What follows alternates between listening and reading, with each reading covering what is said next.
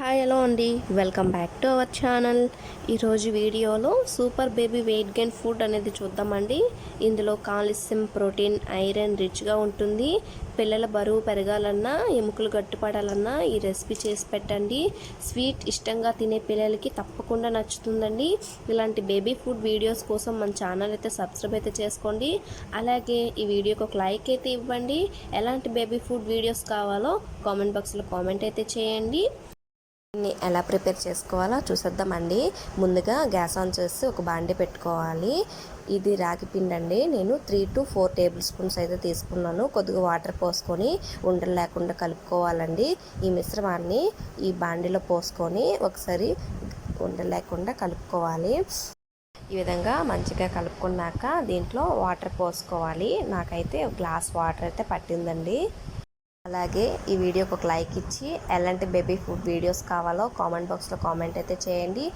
అలాగే మన ఛానల్లో జ్యువెలరీ వీడియోస్ కూడా ఉన్నాయి, వాటిని కూడా ఒకసారి చూడండి.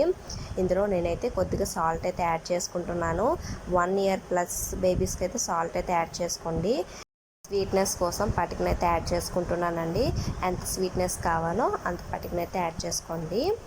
ఈ విధంగా ఒకసారి కలుపుకున్నాక మీడియం సైజ్ యాపిల్ అనమాట, ఈ విధంగా తురుముకున్నానండి. దీన్ని అయితే ఇందులో వేసుకుని మొత్తాన్ని ఒకసారి కలుపుకోవాలండి. మనకు ఈ యాపిల్ అనేది మెత్తగా అయిపోవాలి. దీన్ని బాగా కుక్ చేసుకోవాలి. దీన్ని 6 months ప్లస్ బేబీస్ నుంచి ఏ వయసు పిల్లలకైనా పెట్టొచ్చండి.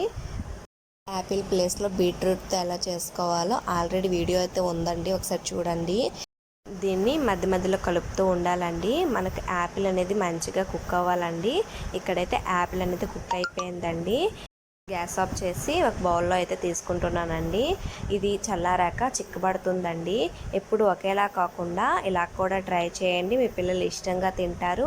అలాగే ఈ వీడియోకి ఒక లైక్ అయితే ఇవ్వండి. ఇలాంటి మంచి మంచి వీడియోస్ కోసం మన ఛానల్ అయితే సబ్స్క్రైబ్ అయితే చేసుకోండి. Thanks for watching friends.